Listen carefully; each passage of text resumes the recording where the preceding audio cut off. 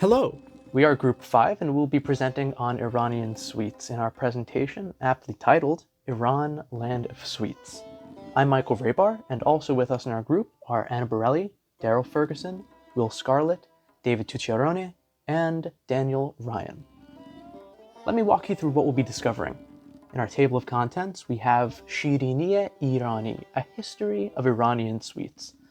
Then we'll be going into some historical desserts. We'll be talking about the staples of Persian sweets, which are a survey of sweets common to most Persians.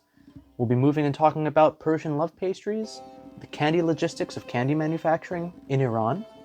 We'll be talking about the Persian case for baklava and the manufacturing of gaz. And we'll be leaving you with a recipe to try at home, Shirini Latife. به ارائه‌مون خوش اومدین. Persian candy and sweet manufacturing is ancient.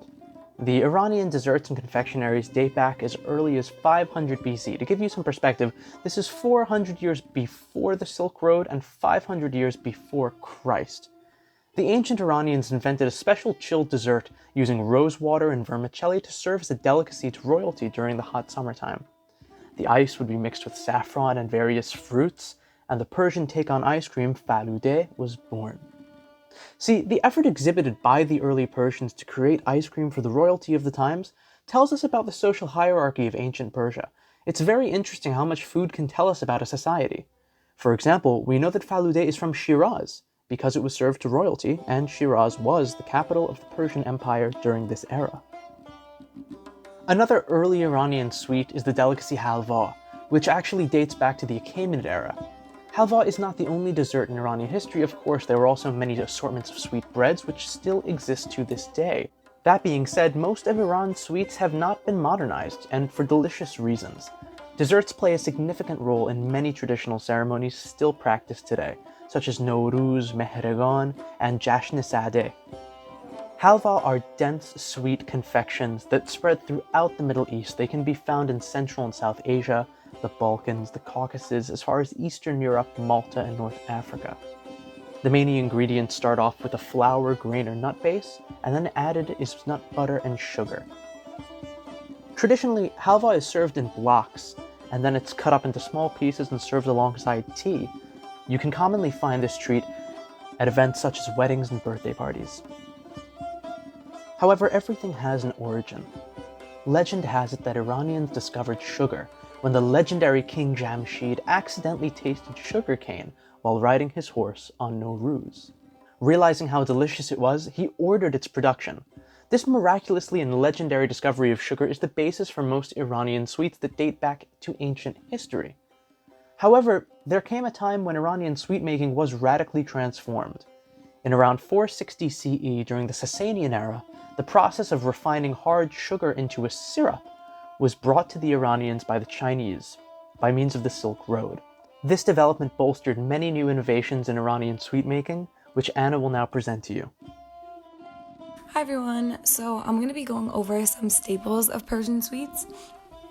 So moving on from that, in this next slide you're just going to see some pictures of some of the staple sweets in Iran, some of which we are going to go over today in the upcoming slides. So the first candy we're going to learn about is gaz. Gaz is a nougat candy. It is also commonly known as Persian nougat in many countries. Gaz is really popular. It was pretty much the first thing that came up when I looked up Persian sweets, or Iranian sweets. So it is well known in other countries as well. So this is where you would see it referred to as Persian nougat. It originated in Isfahan, Iran. And the main ingredients consist of gaz and gebin, which is a honey-like sweetener, so it is made pretty similarly to the way honey is made, and it serves the same purpose. It sweetens things. Some of the other main ingredients are pistachios, rosewater, and egg whites. Pistachios and rosewater are two very common ingredients that you're going to see as we move forward in the other slides. They're very common to see in Persian sweets. And gaz is a popular delicacy, as I mentioned before, and it is often associated with Nowruz celebrations, as we learned about earlier in the semester. The next thing we're going to learn about is Bistani Sonati. This is like the Persian equivalent of ice cream. So the main ingredients consist of milk, eggs, sugar, rose water, saffron, vanilla, and pistachios. So again, there we see pistachios and rose water. Saffron is also a really common ingredient that you're going to see in the upcoming slides. Sometimes it includes salep, which is a flour made from orchids. It is commonly served between two plain wafers, as you can see in the picture under all the writing here, or topped with shredded pistachios, or like in the bottom left picture, even dried rose petals. So it is also very, very old. It is estimated to have originated around 500 BCE. So like dating back to the Persian Empire and really a really long time ago like that. The next sweet that we're going to learn about is Pashmak. This is very similar to cotton candy. It's like the Persian equivalent to cotton candy. However, it is made differently and with different ingredients than the way we make cotton candy here in like the US. The main ingredients consist of sugar and sesame, and it can be eaten by itself or as a side to other sweets. And it originated in Yazd, a city in Iran. And yeah, as you can see in this top right picture, you can top it with pistachios again. So we're seeing those like that staple ingredient of pistachios again. Moving on, mazgati is a jelly-like confection, soft and transparent. And the main ingredients in this are rose water. There we go again with rose water, starch, sugar, and water. And as you can see in the pictures on the right, some include saffron, some include pistachios and cardamom. So, and you can even see like some of them are topped with dried rose petals as well. And another sweet often associated with Nowruz, and it originated in the Fars province of Iran. Okay, so I will be continuing with the staple Iranian sweets. So next on the list we have Shole Zarn, which as you can see is in a lot of beautiful decorations over here. And it's also called the Yellow Flame. We can see why. And the main ingredients are rice, saffron, rose water, and cinnamon powder. So it's basically saffron rice pudding. And it's traditionally served during a lot of celebrations. And it's also served during Ramadan. Next on the list we have Nogul. So Nogul is a very simple dish. They're Iranian sugar-coated almonds. So basically they take water, sugar, and rose water, and they melt it down into like a paste, and then they submerge the almonds, and then they wait for the mixture to cool, and that's how you make the dish. And it's also an important part of Iranian weddings. So the next snack that we have is Noka. This is a variation of gaz, which we had talked about earlier. And one interesting thing that I found about this is that it used to be made with the secretion of a wild tree living insect. And I'm not sure which one. That's all the information that I had found. But now, since they don't have to do that anymore, and it's made with a mixture of egg white and sugar, and it typically uses walnut, and it's also a common gift or Iranian souvenir. So next we have halva arde. So this is a paste made from a base of sugar and tahini. So this one is interesting because it's not only a snack, but it's also a common breakfast food, and it's also often served with bread. So this has been around for a really, really long time, and we see text reference this like as early as the 7th century. So as we can see, it's been like a very important part of Iranian history for a long time. Now finally, the last dish that we're going to talk about is naan barenji. So naan barenji, they're basically very light cookies, and they're made from rice and flour. It's a very simple recipe, and it's decorated with poppy seeds, pistachios, and other types of nuts. I also found that it's typically had with coffee or maybe tea, and it's typically had on Iranian New Year. So as you can see, a lot of these recipes are very simple things, and I feel like a lot of them are very easy to make yourself, and they consist of very simple ingredients that are easily found, and that's one thing that I really like about these sweets. Thank you. Salam everyone. My name is Daniel Ryan and today I'm going to be talking to you about Persian love pastries. Sugary wedding traditions. Historically, Iranian weddings have always been very elaborate with dishes of varied dessert, drinks, and wedding cakes. But one food that stays a common staple is a shirin polo dish. Shirin polo, otherwise known as sweet rice, typically consists of rice, carrots, orange peels, almonds, and cinnamon. It can also be served with either meatballs or chicken as protein. Shirin polo is a rice dish present at most weddings to typically represent the lives of the newlyweds being sweetened by matrimony. Normally, it is prepared for large crowds. These crowds tend to be around 4 to 12 people, however, you can normally accommodate for whatever party size you have. There's many recipes online that have different kinds of serving size, so it's not out of the ordinary to find other dishes for, say, 1 or, say, 30 people. Persian love cakes. This type of Persian delicacy is made with a rich, unique aroma, intricate design, and thoughtfulness in mind. Several legends surround it, most in mystery, but some suggest that the cake originally was made by a woman to charm a Persian prince. Tales also tell of the cake's enchanting capabilities.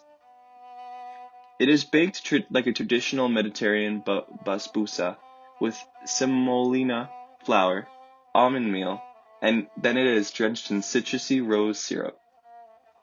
Many of the recipes I had seen consisted of different toppings. These cakes can be adorned with rose petals and almonds, or sliced fruit and pistachios. And of course, the secret ingredient is plenty of love. Now I will be talking to you about Iran's candy logistics. The sweets and chocolates account for 30 to 40% of Iran's total food exports. It is one of the most prosperous sectors in the Iranian country and is a viable competitor within the internal marketplace. Some of the leading manufacturers in Iran include the Shir Reza factory, the Jameh Jam Co., and the Association of the Iranian Manufacturing Companies. Iran produces 2.3 to 2.4 million tons of sweets and chocolates every single year. That's crazy. That's so much chocolate, but I totally understand because I'm a chocolate lover myself. So, as much chocolate as I can get, the better. The Iranian sweets industry has been seen an annual value of around 13% since 2017. So that's a really good statistic. Alright, I hope you enjoyed, and I hope you all have a wonderful day. Now we'll hear from Will on baklava.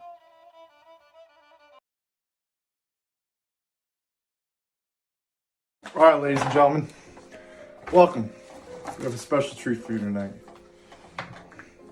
Come on in. Oh, we're already here.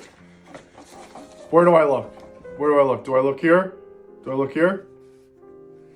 There's nobody there. Just kidding. I hope you're all staying safe. And I welcome you to a small little history lesson I like to call Ain't That Something? We'll work on the title later. My group members and I, we thought, hey, Will, listen, there's something going on right now, okay? People are fighting. I wanted to talk to you guys about baklava. What a delicious dessert to have.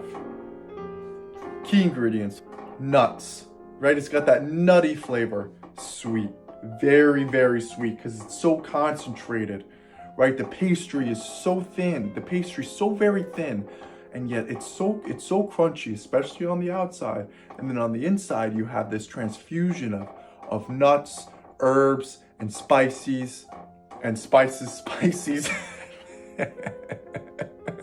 Anyways, it's delicious. Here's the problem. Who it belongs to. Does it belong and go back to the origins and the creation of the Greek Empire, Turkish, and Persian? I've done some research. I've done a little Googling. Google Scholar, of course. That if we go back in time, they all share the same ancestor. AKA the Ottoman Empire. That's been a consistency that I've seen. We're gonna go back. Let's talk language too. We're gonna get into that. I can't wait to get into that. That's gonna be really exciting. Iran. Iraq. Can I say Iraq? Iraq. Saudi Arabia. Egypt. They've all cultivated their own culture. It would be very ignorant, and it would also be very stereotypical for us to say the Middle East is the Middle East, right? Like, we all lump up all these countries in the same category and we call them the Middle East. I'm digressing a little bit here, guys. Help me out. I'm sorry. We're talking about baklava here. We're talking about a cuisine, okay? These countries think it's theirs. Hey, we invented the baklava. It's ours. Look at you guys trying to make your own rendition of a dish that's ours. Some people may feel a little insulted by that. Hey, listen, this is the way it's supposed to be made. This is the way we've been making it for years. This is the way we've been making it for generations. And our neighbors are trying to make it with what? What ingredient do they use again? That is no. I want to compare it and contrast it to the Slavic language, the Baltics, right? And then you have Albania. And then you have the Ukraine, right? I don't know if you know the teacher over the linguistics department, John Balin. He did a study where he compared the languages, compared the syntaxes of each, and he got a group of students into one room, and he asked them to write a bunch of letters and a bunch of words and stuff, and he documents that from these countries, the syntax, the morphology, the language structure is it was like 99%, it was like 98%. The country, they're trying to claim a language that they all share that's very similar and make it as their own, because it's politics, you know? They're like, listen, if you're gonna be in Romania, you gotta speak Romanian. If you want to be in Albania, you gotta speak Albanian. If you want to be in Croatia, you gotta speak Croatian. But what's difficult about that is that their language is all so very similar. And so this is how I want to go back. Baklava, right? Who owns baklava? Who made that dish first? It's kind of like language. Let's look at the word baklava, right? Now, my sources tell me that the suffix of ava, bakla, that originated from the Persian language. Okay, great. Bak, also depending on how you spell it and also how you say it, I think, Bak has originated from ancient Assyria, the Assyrians. So here's the thing. This isn't more abstract. The identity of baklava is and food in general, I think, is very abstract, in that it's just like language, which I was trying to relate to earlier. It changes. Food changes as it travels. Like for pizza, for example, pizza here isn't the same way that in America is the same way that they make pizza in Italy. They're two totally different things. And just like language, right? Just how language, we go back to the Norman conquest. Scandinavia intruded Great Britain. And so what ended up happening was that English became it had, the battles and then war, people killing each other, and then some moved in, they stayed in, some of the Scandinavians or in the Normans stayed in the British, and they mated with one another, and they're talking to one another, and now a whole new language is born. So it was talking to neighboring countries, was talking to Turkey, talking to Greece, because they're all very closely together, and it travels and migrates just like the way that language does. If you know what I mean, we're looking at, it's just an analogy, like language as it moves, as people speak it, right? And could go back to the case in the philosophy is there an incorrect way of speaking the language, right? We're all taught okay, this is the way English is spelled, this is the way, but as people have moved and interacted with one another and interacted with different cultures, trying to speak in another language, and someone else hears it differently, and then they go and they spread the language that they learned from someone. It's like that game. What's that game? It's like the whispering game. You whisper a word in someone's ear, and then it travels around, and then by the time you get to the last person in the circle, it's a totally different word, or you have no idea what they're saying. So language is very similar, and so is baklava in that, which is actually, you know, it's cool that baklava, right? I mean, it's still a distinct dish. When you go and order baklava, you know you're getting baklava. There's only slight variations. So if anything, we can make the case that baklava, throughout time and throughout this controversy between its origin and its traditions, has stayed very much, has held firm. Thank you so much for being on this journey with me. So you guys have been really cool. Stay golden. Now we'll be visiting an Iranian manufacturing plant to see how gaz is made.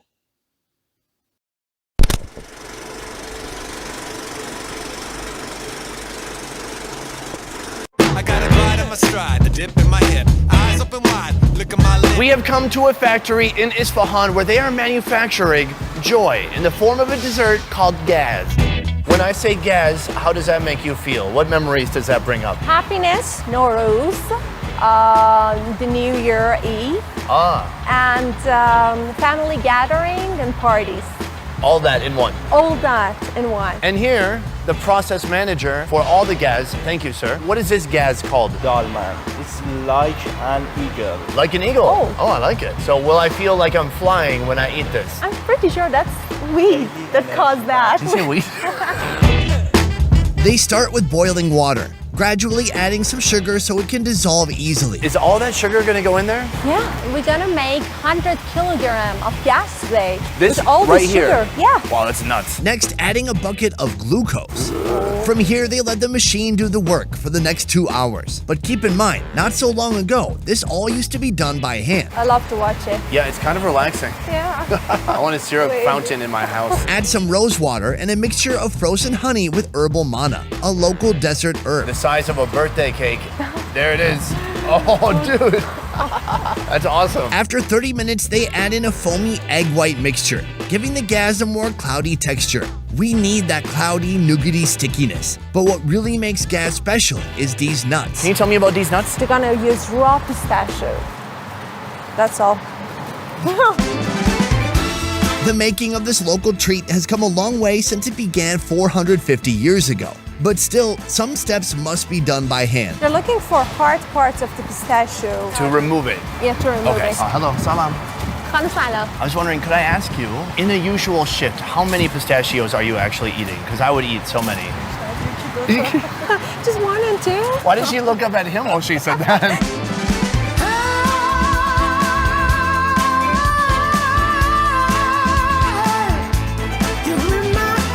After 6 hours of rotating, mixing, the whole mixture has just become a pure white. You just have to go in there, be careful because of the blade, Yeah. and pick it up, round it a little bit, and put it here. It's nearly solid, but then it slowly starts to kind of ooze down.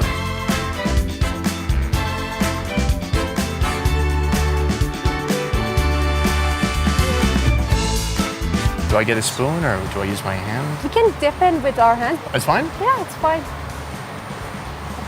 Really? 3 fingers if you want. 3 fingers. Okay, it's warm. Okay, it's not that bad. It's not like lava. Look at that. Incredibly sticky. Oh, This is gonna become solid in just a little bit, Yeah. but warm, kind of thick, sugary, marshmallowy feel to it with tons of, like so many pistachios in there. What percentage? What, like 37%?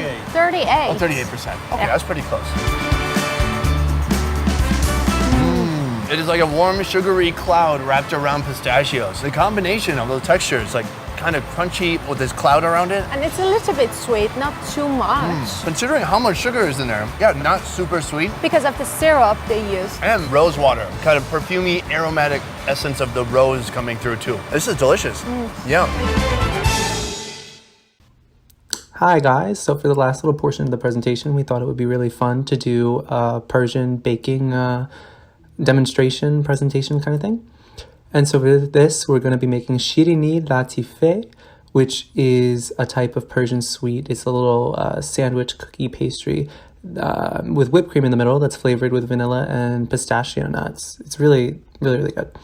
Latife is actually the Persian word meaning soft, and it derives from the pastry's light, delicate, fluffy kind of texture, which you get from beating the egg whites really delicately and then folding in all the rest of the ingredients. The pastry is coming from the northwest of Iran and is a common variety of shirini eaten during Nowruz, like I said a little bit before.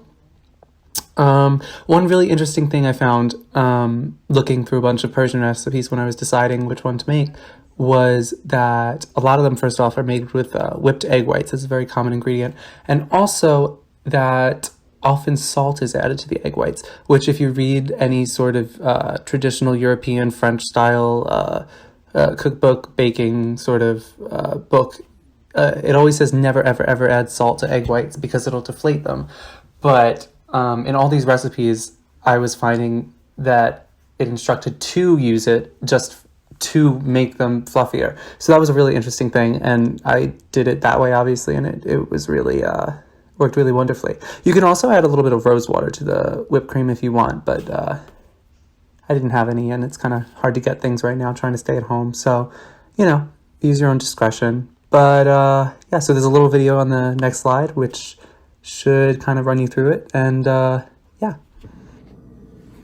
Okay, y'all.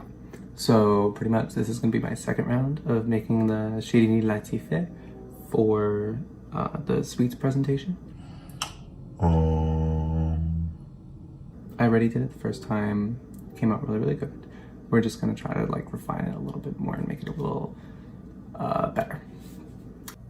Okay, so pretty much these are the ingredients. I'll just name them real quick. We have a half cup of heavy cream. We have 2 egg yolks. We have 1 teaspoon of vanilla that's been, we'll separate it later. We have 25 grams of sugar, another 25 grams of sugar. We have 2 egg whites. We have just some powdered sugar. That's gonna be for dusting, and then we'll take a tablespoon out for the whipped cream. And then we have 70 grams of flour. All purpose is fine. Okay guys, so the first thing we're gonna do is we're gonna take the 25 grams of sugar. We're just gonna put it in with those egg yolks, and we're just gonna wanna mix that up a little bit. And then we're just gonna wanna add like half the vanilla. That's a safe amount.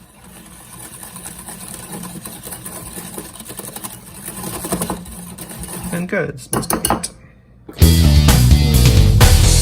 just gonna take the egg whites.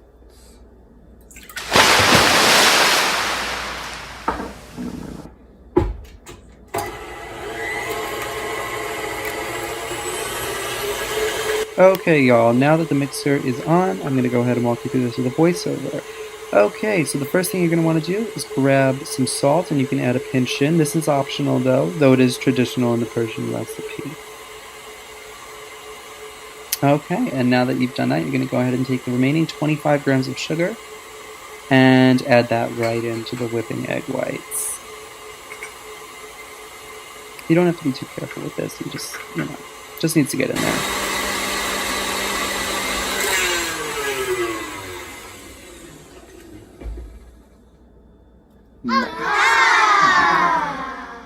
So now we're going to want to go ahead and introduce the egg yolk mixture to the egg white mixture. Now to do this, we're going to want to just, of course, empty the bowl and then start folding it in. Make like more of a Rose in that one episode of Schitt's Creek. I'm sure we all know what I'm talking about. She just has to fold in the cheese. This time it's just going to be egg whites and egg yolks, but no matter. It is the same difference. You're just going to want to gently sort of incorporate the yolks into the whites and really just try not to deflate the whites as much as possible. Okay guys, now we're going to come on over with a sifter, and you're going to grab that 70 grams of flour that you measured out earlier. Just put about half of it in, and then you can just sift it right into the egg yolk and egg white mixture. Yeah. And then you're going to go ahead and start folding it just like you did before, but now with the addition of the flour, of course.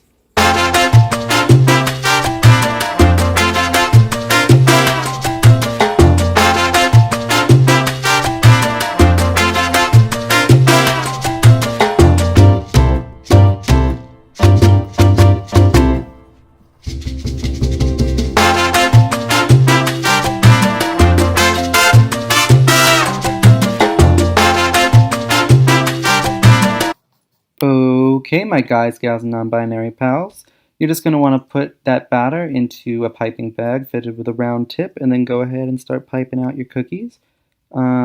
These guys were about 1 inch in diameter, maybe 1.5 inches. Yeah, I did these little dots, these little points on top. It was really cute, but you know, feel free to do as you wish. You could also use a like a freezer bag if you don't have a piping bag or tips or anything like that.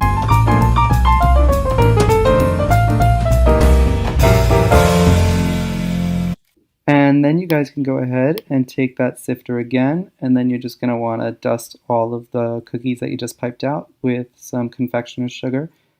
A nice good layer, it doesn't have to be too much, but you definitely want to get them all coated.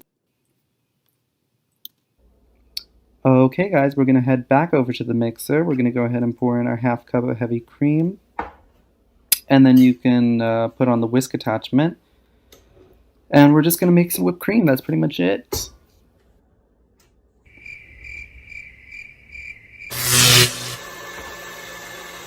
But then you're going to go ahead and add your 1 tablespoon of confectioner's sugar, as well as your vanilla as a 1/4 teaspoon.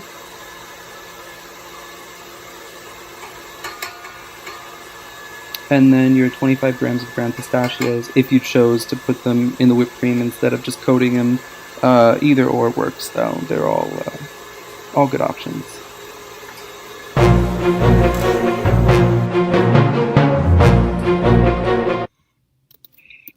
Okay, y'all, now we're going to want to go ahead and pair up all of the cookies and get your whipped cream filling. And you can just pipe it in. I did about a tablespoon. You could do a little more, a little less, depending on how much you want. But yeah, and just find 2 similar shaped cookies and press them together, and you have your Shirini Latife. Voila!